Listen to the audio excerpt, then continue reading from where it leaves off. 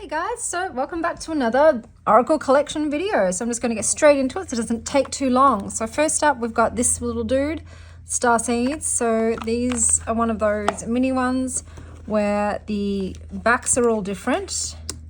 And then you've just got a little keyword on the front.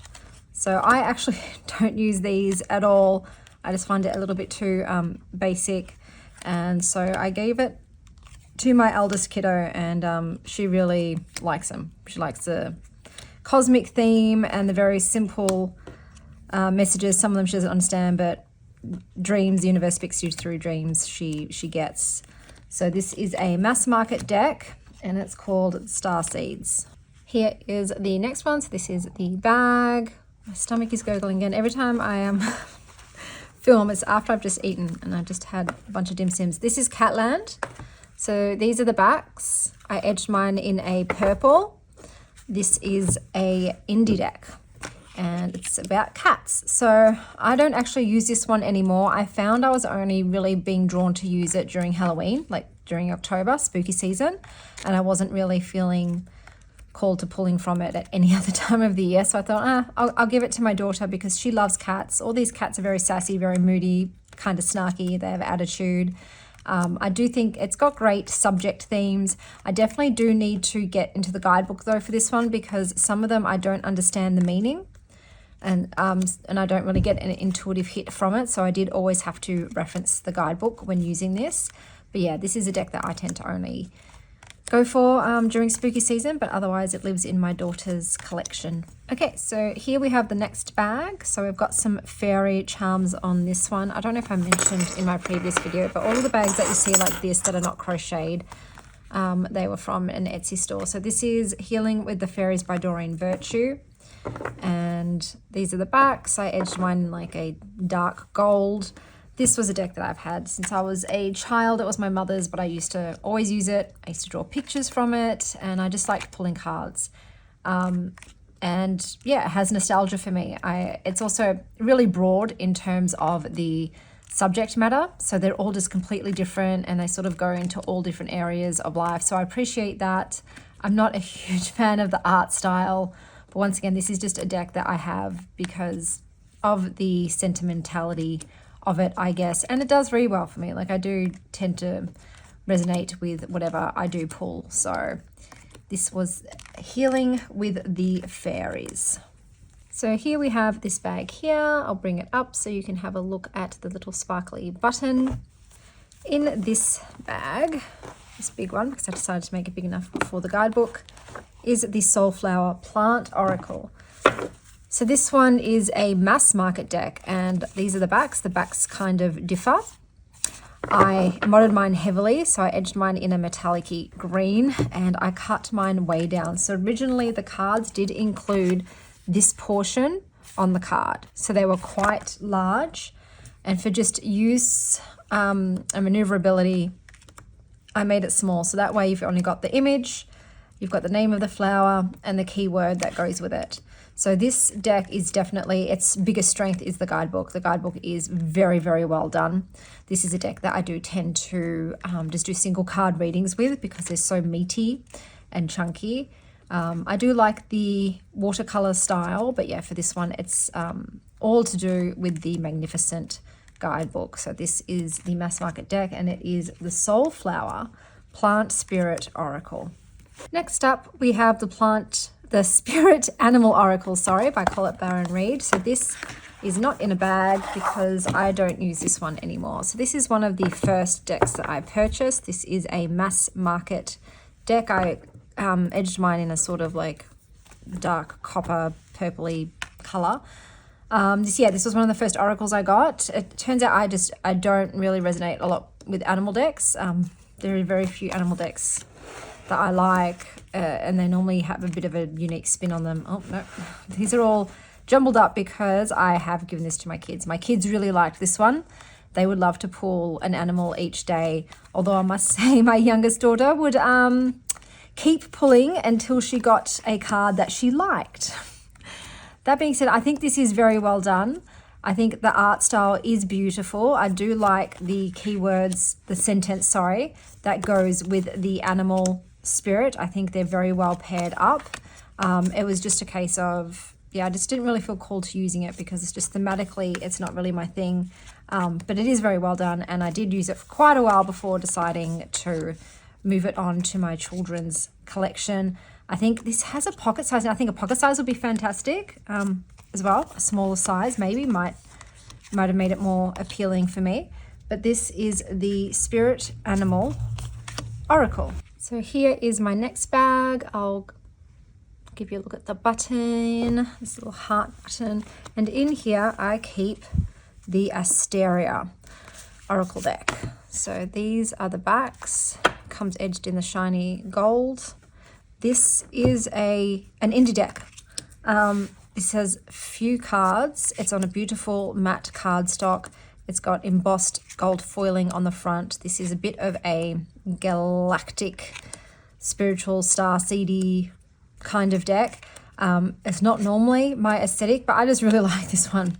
It's a bit weird and wacky, like it's a bit out there, but I just find it very evocative. I like the colors, the richness of it. I think the write-ups are great. Like I said, even though it's real random, normally I don't go for like UFO-y things, but I don't know.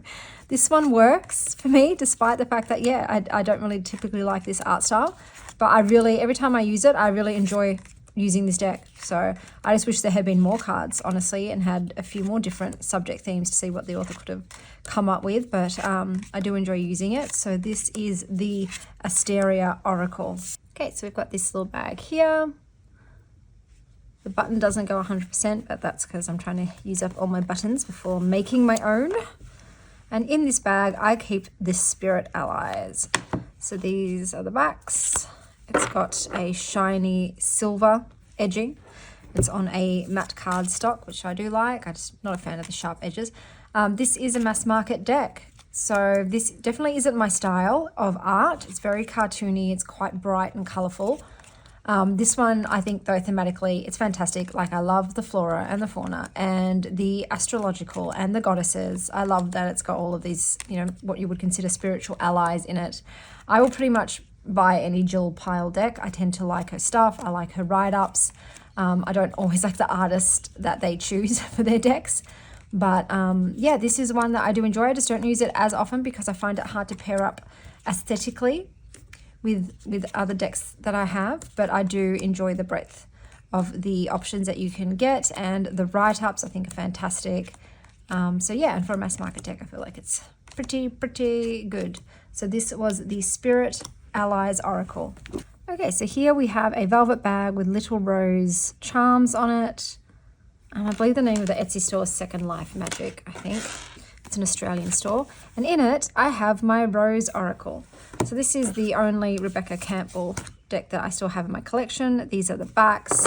I edged mine in this shimmery purple to sort of go with the backs. I do find this a bit more of a moody deck because of the sort of darker color scheme. Even though it's pastels, they feel shadowy. This is not normally an art style I enjoy either, the modern photo collage, but in this one I don't mind it. It's got enough of a wishy-washy kind of energy on top.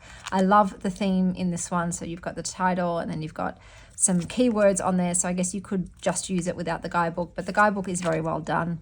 It's got a very kind of goddess, spiritual, yin, feminine kind of energy to it, light worker, almost nature to it, and I do enjoy it, and I think it's good quality for a mass market deck. So this is the Rose Oracle. Here we've got this bag. I'll bring up close. This bag was an absolute fail. It's just so drapey. I would not recommend whatever this stitch was for any sort of bag. Super drapey, but in it I've got my Sacred Creators Oracle. So these are the backs. I did edge mine in the same kind of brown that you have on the front. I think it's great quality. It's a matte cardstock for a mass market deck. There's so many cards, which thank you very much, 67 cards in this one. So this one is all about the guidebook for me because, as you can see, the artwork is fairly simple. You've just got the sentence on there and a bit of color and a bit of white shapes, but the write-ups are amazing. It's pretty versatile. Like, you sort of can use it with a lot of decks. I do prefer to only pull one card from this deck because, like I said, the guidebook once again is so in depth that I don't want to overload myself with too much information. But yeah, I think this is great, and it is the Sacred Creators Oracle. Okay, so here we have Creative Consciousness Healing, 44 card deck. It's still in the box because for some reason I just didn't feel called to do a bag for it. So these are the backs, which I don't mind, but I don't love. I edged mine in a pink because I felt like doing something a bit more. They are a bit large, and I don't love the cardstock. It feels a bit papery and cardboardy, so I would have preferred this smaller and on a nicer cardstock. But this is a beautiful deck. I do like the art style in this one. I like the theme. I like the each individual card's subject matter. I think the guidebook is also well done. This is a bit of a niche deck in that I used it only as a healing deck. I thought about passing it on after I finished working with it, but I decided to keep it around for all those times that I need a bit of nurturing, comfort, some healing, some solace, and just some tenderness. And because I think it's beautiful. It really is. And I'm glad I've kept it. But like I said, I've kept it in the box. Maybe one day I might feel called to make a little bag for it. But at the moment, it's happy in its box. And this is the Creative Consciousness Healing. So here we've got this bag. I'll bring it up close so you can see Izzy button, which is it's one of my favorite buttons. I'll open it up. I actually like this stitch on this one. So here we have Pass Around the Smile. So these are the backs. I edged mine in a gold.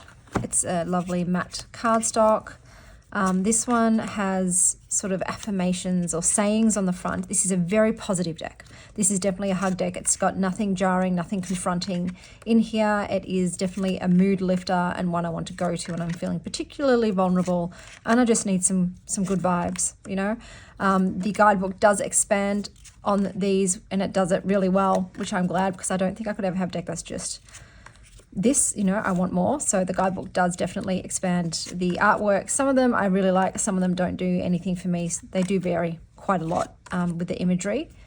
But yeah, this is one of those decks I have when, you know, I just need a shoulder to lean on and the sun to peek through the clouds. And the title of the deck is Pass Around the Smile, and that's what this deck does. Okay, so now we've got this bag. This is probably one of my favorite buttons. I just love the little flowers that are kind of in it. I just love that button. And in this bag, I have my Animal Apothecary deck. So these are the backs. I edged mine in the same kind of blue as the backs. And it is a mass market deck, and I would call this cardstock satin, but I think it's pretty decent for a mass market deck. This one, I wasn't interested at first, and then I started seeing some tarot readers using it in their readings and then reading from the guidebook, and I'm like, wow, that write-up was amazeballs. And definitely, like the guidebook for this, just it's very deep, I find. It's very therapeutic though. It is very well done. It does have some odd titles in some of them. I know this is an animal deck, but this doesn't feel like an animal deck for me, even though they do acknowledge sort of the archetype of the animal in the write-up and why they've chosen that animal for this message that goes along with it. So you can sort of, you know, use it in the healing, tap into its energy. But yeah, it just doesn't feel like an animal deck for me. But this was just one that really surprised me with just how great it was. Was not expecting it, and I'm glad I purchased it, even though it's not usually my jam. So this is the Animal Apothecary Oracle. Okay, so now we have this little dude here, this little square little bag. This is probably one of my least colorful bags. Kept it very simple because in it I've got a very colorful deck. So we've got the Sensual Seed. So these are the backs. It's got a matte gold edging. It is a glossy cardstock. It's very thick, but it's beautiful quality, and it's an indie deck. So on it you've got the keyword, and then you've got a little sentence down below. So you could probably just use that without going for the guidebook. But once again, guidebook is well done. A lot of my decks have phenomenal guidebooks because I am a sucker for a good book. This one is a very like sensual embodiment kind of deck. Definitely, you know, to do with tapping into your sensuality and sexuality. It does lean more towards, you know, feminine kind of representations and energy, but yeah, I do enjoy it, and it is called, there is nudity in this obviously, the Sensual Seed. Okay, next up we have Magical Messages from the Fairies, another Doreen Virtue deck, not in a bag because I don't use this at all. My kids kept stealing my Healing with the Fairies. This one looks so beat up, and my kids haven't even used it that much, guys, so I am quite shocked. I don't know what's going on. Looks like it's been through the washing machine, to be honest. But yeah, my kids kept stealing my deck, and I'm like, no, just have your own. And so I got them one of her different decks. To be honest, I don't like this one as much as the Healing with the Fairies. I think that's better. There's a lot of cards in here that my kids pull out because I don't, you know, it doesn't relate to them, like becoming a mother or whatever it was, having a daughter. You know, they're not going to need that card, so they do remove those before playing with it. But yeah, I am actually shocked at how much it's worn. Like, what the heck? I'm gonna have to ask my kids when they come back, what happened to this deck, guys? This is the most worn-in deck I have ever seen. But yeah, this one doesn't really do anything for me in any of the areas. I feel like if you're going to go for this or the Healing with the Fairies, go for the Healing with the Fairies. Here is the next bag, and I'll zoom in on the very pretty sparkly button. I do love sparkly buttons. I'm like a magpie. If it sparkles, I'm gonna want it. So this is one of my most beautiful decks. This is the Threads of Fate Lumen edition. Beautiful foiling on the back. It's gorgeous imagery. They've got the matte gold edging. The cards themselves have this kind of, it's not holographic, but it's some kind of special coating to them. And then the gold foiling on the front as well. The color scheme is to die for. I love everything aesthetically about this deck. Like, it's up my alley and around the corner and up the bed. Like, it's just couldn't be more for me. I don't use it a hell of a lot I think I am a little bit precious about it. I think that's why I don't use it a lot. I don't want it to get worn in because I just find it so visually stunning. I want to keep it in good nick, you know, because I know this company also, they don't tend to hold a lot of stocks of particular versions because they're always bringing out new versions of their decks, as in like new color schemes, new aesthetics. So, you know, if I was to lose this one, the chance of getting another one of it, I don't think are very high. So therefore, yeah, I don't use it much, but it's very cool. It's well done. It's written up well, and I just love everything about it. And it's the Threads of Fate Lumen edition. Okay, so here we've got a little bag here with some tree charms on it. Crushed green velvet bag. Apologies if the noise of that is annoying you. We've got the Green Witch Oracle. Here you've got the backs with the elemental symbols. I edged mine in like a sparkly green. I originally did it in purple, and you can see the purple on there because I chose a marker that bled everywhere. This is one of the first decks I modded, and it went horribly, but it's okay. It's on a glossy cardstock. I just really enjoy this deck. There's a lot going on in the pictures, so you could look at the little pictures, elements, you know, and get meaning from that. I tend to ignore all of these and just read the book, to be honest. I know they've got the keyword on there, but I know the book's a bit different just to the keyword. So I sometimes try to see what the actual write-up is and if that's the message it wants to get across rather than just whatever desire brings up for me. But yeah, this is a mass market deck, and I think it's, you know, great quality. The guidebook's fantastic. Like, it's even got spot gloss on the front, and it's all colored in there, and you've got spells and correspondences and cultivation and oracle meanings. So I think this is just really well done, and it is the Green Witch Oracle. Okay, so here we've got this bag here, and I'll bring it up close. It's got one of those iridescent kind of buttons. I think this is like a cashmere blend, and it's so cushy and soft, my God. And I've got the Oracle of Light and Dreams in here. So these are the backs. I edged mine in the same kind of like shimmery green that's on the front. This is a mass market deck. The cardstock is what I would call satin. And in it, you normally have a picture of a female presenting person with some kind of animal or totem or object. I do always have to use the guidebook for this one because I'm not going to get anything from Bluebird or Magnolias, you know. The guidebook is well done. It's a deck I just don't use a lot of because aesthetically it doesn't go with a lot of my decks. This is my favorite card. But I do think I just need to bring it out on its own then. But I'm hoping to find it a pairing, so that way I utilize it more. But it's one of those less talked about oracle decks, I think. Just not super popular, but this one is the Oracle of Light and Dreams. Okay, so I thought I'd give you a sneak peek at the latest oracle deck that I made. This is my Make Playing Cards version. I'm not going to be selling this version. It's just because I'd done 95% of the deck with this company, and thought, all right, you know, I may as well just finish it off and print it, and that'll be my personal copy that I've got. So with the Make Playing One cards, it comes with a book that's the same size as the tarot, whereas the Game Crafter book will be bigger because I just found like this is so small. You know, and like, what's the point of having an index if the pages aren't numbered anyway? that was pretty, you know, not great. So with my guidebook, I've got a picture, I've got a quote, and then I've got keywords. I've got a whole bunch of associations with my decks. But yeah, I'm like, oh, I don't love how tight this is and how small. So bigger guidebook with Game Crafter. These are the backs. This is on their linen cardstock. I etched mine in a gold, but it came out really dark.